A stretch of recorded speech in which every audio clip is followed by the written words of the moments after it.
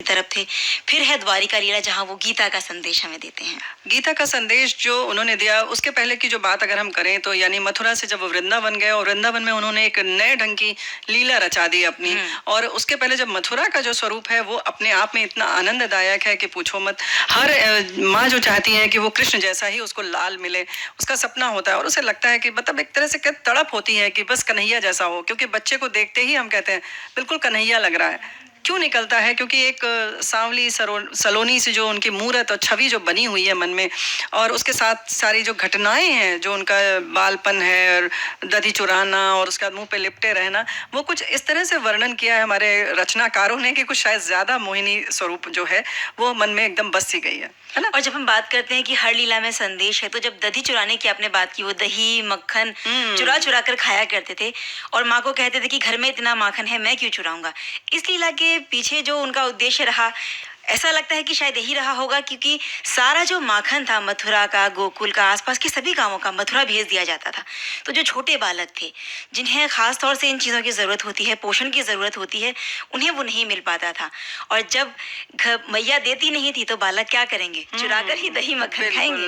मथुरा से कहीं और चला जाता था तो जाहिर है कि इस तरह से उन्होंने एक शिक्षा दी। और सिर्फ ऐसा भी नहीं है कि वो अकेले खाते थे, अपने ग्वाल वालों के साथ खाते थे, जो ग्वाल बाल जब साथ में चलते थे, और इसीलिए सब कान्हा का जो है वो इंतजार करते थे, प्रतीक्षा करते थे कि किस तरह से कान्हा उठें।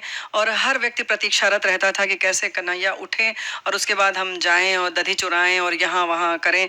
और गोपियाँ शिकायत जरूर करती थी बहुत ही उससे, लेकिन कहीं ना कहीं उन्हें इंतजार भी रहता था कि कन्हैया का इसी बहाने दर्शन हो जाएगा जब वो हमारे घर आएंगे। और कुछ इस तरह से वो छुपा छुपा के रखती भी थी कि थोड़ा ज्यादा समय लगे कन्हैया को, ताकि उनके उनके दर्शन का लाभ उन्हें मिलता रहे, क्योंकि एक अलग सी छवि उनकी जो है आंखों के सामने बस जाती है। तो उन्होंने ये संदेश भी दे दिया कि भाई कोई भी चीज अकेले हमें नहीं रखनी है, हर चीज को दूसरों के साथ में मिल बांट कर उसका हिस्सा करना है। खाने की चीज हो या अन्य चीजें भी हो, तो हमें शेयर करना चाहिए अपने मित्रों के साथ, परिवार के साथ में। बिल्कुल। और एक लीला उनकी आती है जब वो बहुत बारिश, लगातार घनघोर बारिश होती रही, इंद्र का मान भंग किया श्री कृष्ण ने। जी हाँ, वो तो वृंदावन के जाने की बात है। और लेकिन उसके पहले जो और भी उन्होंने बाल रूप में ही बहुत सारे राक्षसों का वध किया। और ये राक्षस ऐसा नहीं है कि ये पूतना हो या बकासुर हो या जो भी हो, ये सब हमारे अंदर के ही एक तरीके से जो है, अगर हम मथुरा की भी बात करें, उसके बाद कालिया दहन की बात करें, तो वो हमारे मन का ही विष है जिसे हमें उसको दबा देना चाहिए, समाप्त कर देना चाहिए। ये उन्होंने बारे में तो वैसे भी कहा जाता है कि उनकी सारी लीलाओं के साथ साथ उन्होंने सब कुछ किया, लेकिन वो एक योगी के रूप में रहे, यानी कि उससे निर्लिप्त रहकर उन्होंने किया। जब उन्होंने मथुरा छोड़ा तो फिर पलट कर नहीं देखा।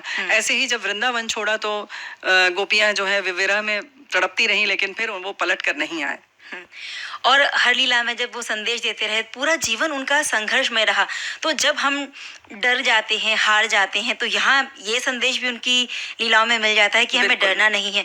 कठिन परिस्थितियों में उनमें जन्म लिया, कारावास में, और जन्म लेते ही माँ बाप से अलग होना पड़ा। और ऐसे एक परिवार में पहुंचे जहाँ पहले से कोई नाता नहीं था, लेकिन वहाँ भी नए रिश्ते नाते जोड़े, और वो रिश्ते नाते ऐसे जुड़े कि जीवन पर्यंत आज भी उन्हें याद किया जाता है, चाहे वो सखा हो, उनकी माता यशोदा और नंदलाल हो। बिल्कुल, ये बात तो है। और लगता ही नहीं कि यशोदा के भी वो नंदलाल हैं कि देवकी के लाला हैं, पता ही नहीं चलता।